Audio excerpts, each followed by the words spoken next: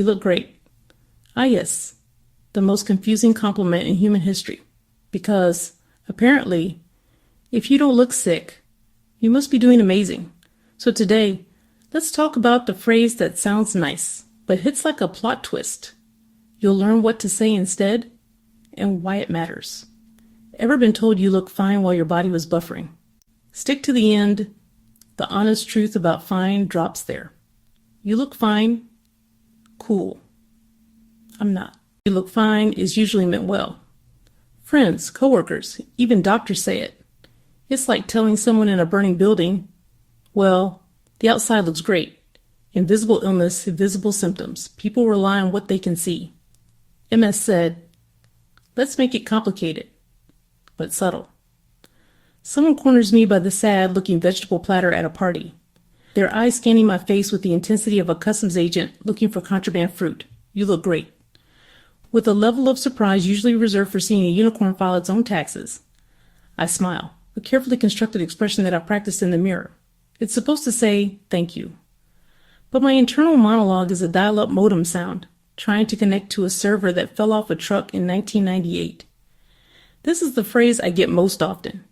It's meant to be a kindness, a verbal pat on the head. But it lands strangely, like a compliment wrapped in a question mark. The subtext of, you look so good, often feels like I expected you to look, well, worse. And honestly, I get it. When you tell someone you have a progressive neurological disease, they probably picture something dramatic or something equally cinematic. Instead, they just see me standing here trying to figure out if that's a piece of broccoli or a tiny depressed tree. The gap between their expectation and my reality is a chasm they try to fill with simple, reassuring words. My illness, multiple sclerosis, is a master of disguise. Most of my symptoms are completely invisible. I could be having a 5-alarm internal crisis while appearing as calm as a cucumber. Let me break down a few of these hidden gems. First, brain fog. My brain feels like 47 browser tabs open at once, all playing different videos. Next, fatigue. Not just sleepy, but profound exhaustion, like my body's battery is a half-eaten potato. Then, bizarre nerve sensations, like an army of angry fire ants marching under my skin. And finally, overheating. My internal thermostat is permanently broken, so I have to avoid heat like a vampire avoids a tanning salon. The performance of looking fine is an art form, an elaborate stage production that happens entirely inside my body. Every day I wake up with a finite amount of energy, which I think of as spoons. Every action costs a spoon. Taking a shower, having a conversation, once they're gone, they're gone. The cost is paid later, in a spoon debt hangover. I traded tomorrow's well-being for a few hours of looking fine today. So when you see me looking good, remember this image may have been purchased on credit.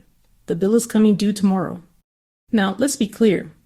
When someone says, you look fine, it's not meant to be a malicious attack. But even with the best of intentions, the phrase can land with a quiet thud. It can feel like a dismissal, however unintentional. My very real, very challenging internal reality has just been politely ignored. My lived experience, invisible struggles, hard-won victories, is rendered invisible by those 3 simple words. It's a weirdly lonely feeling. The phrase can also plant a tiny, insidious seed of self-doubt. When you hear it enough, a small, treacherous voice starts to whisper, maybe they're right. Maybe you're just being dramatic. Maybe you're not trying hard enough. You start to question your perceptions of your body. Is the fatigue really that bad? Is the pain as intense as I think it is? This is called gaslighting, and it's weirder when you do it to yourself, but I want to keep this balanced. Most people aren't trying to be hurtful. They operate from kindness, with a limited vocabulary for chronic illness. Society values visible signs of sickness. Cast on your arm. Bandage on your head. People get it. They offer to help, they ask what happened. But when the injury is to your myelin sheath, when the battlefield is your central nervous system, there's no external signpost to guide them. So they reach for what they know. They see you. You look like you. Their brain serves up. You look fine. It's a social script, a conversational placeholder meant to convey goodwill. It's the equivalent of saying bless you when someone sneezes. It's automatic. Polite. Doesn't require much thought. The problem isn't the person, it's the script. A script written for a world where suffering is visible, and it fails for those of us living in the fine print. Over the years, I've become a sort of amateur translator, specializing in the dialect of well-intentioned things people say. It's a language built on good intentions, but often lacking in nuance. So when someone says, "You look fine," I've learned to run it through my internal translation software. This is a crucial act of self-preservation. It's an exercise in empathy, a way of meeting people where they are, even if they're standing in a slightly awkward spot. Most of the time, "You look fine" is just a clumsy way of saying something much kinder. What they often mean is, "I am so relieved to see that you are not in obvious, visible agony right now." They had a mental picture of what a sick person looks like, and you don't fit it, and that makes them genuinely happy. It's their way of expressing relief on your behalf. They are essentially saying, "I care about you, and I'm glad you're upright and not on fire." And honestly, when you translate it that way, it's actually pretty sweet. Another common translation is simply, "I'm so happy to see you out and about." They know it takes effort for you to be there, even if they don't understand the specifics of that effort. Your presence is a gift, and they are acknowledging it. They are not commenting on your health status so much as they are celebrating your participation. It's their version of a high five, just delivered with slightly less accurate words. And sometimes the most accurate translation is, "I have absolutely no idea what you're going through. This whole thing confuses and scares me a little bit, but I want you to know that I care about you." It's a confession of their own inadequacy disguised as a compliment. They don't have the words. They don't know the right questions to ask. So they grab the safest, most positive phrase they can find. It's a verbal life raft they throw in your direction, hoping it helps. It might not be the custom-built yacht you need, but you can appreciate that they threw it. So now for the super practical, shareable part of this video. The part you can screenshot and passive-aggressively send to your well-meaning Aunt Carol. If you want to move beyond the conversational cul-de-sac of, "You look fine," here is a list of wonderful, simple, and genuinely helpful phrases you can use instead. These are open doors, not closed statements. They create space for a real conversation or allow for a simple, graceful exit. They cost nothing and are worth everything. First, and perhaps most powerfully, ask, "How are you feeling today?" It acknowledges that our condition can change day to day, even hour to hour. It shows you understand that fine is not permanent and gives permission to be honest. We might say, "I'm okay, thanks."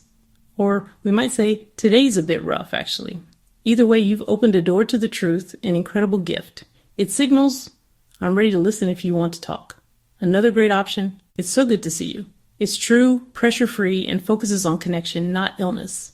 If you want to help, ask, "Is there anything I can do to make this easier for you?" Or the more casual, "Do you need to sit down for a bit?" The offer itself is a profound act of care. It says, "I see you, and I'm on your team." Finally, a few more gems. "I'm thinking of you. No need to explain anything. I'm just happy you're here." Or simply, "Hey, you." All of these phrases communicate care without assumptions. They are invitations, not assessments, leaving room for the messy, invisible truth of chronic illness. Small words, very big difference. If I could write a letter to the universe, here's what I'd wish everyone understood about invisible illness. First, looking okay doesn't mean feeling okay. The exterior is not a reliable indicator of the interior. Second, good and bad days can look identical. The difference isn't the activity, but the immense cost of that activity. So please don't assume that because I did something yesterday, I can do it again today.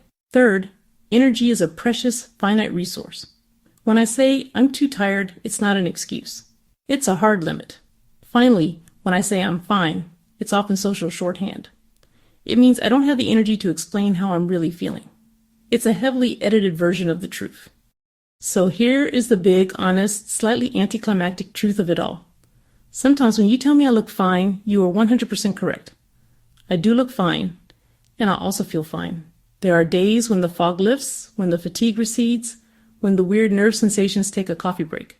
On those days, my body and my appearance are in sync. Those days are a gift. I cherish them. I celebrate them. But on many other days, the performance is in full swing. On those days, I look fine because I am a very, very good actor. I have learned to mask the pain, to push through the fog, to smile through the exhaustion. I've become an expert at hiding the loading screen that is constantly buffering in the background of my life. I can carry on a perfectly normal conversation while my internal systems are flashing red alert signals. This skill is a double-edged sword.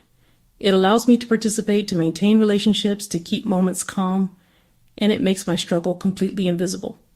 So when you see me and that familiar phrase pops into your head, I want you to remember this duality. You might be right, and I might be having a wonderful day. Or you might be seeing the result of a tremendous hidden effort. You might be looking at the calm surface of a lake while a battle rages in the depths below.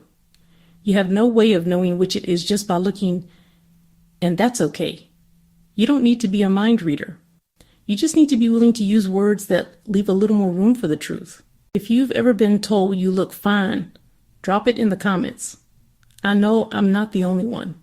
And if you're trying to understand someone with MS, you're already doing more than most.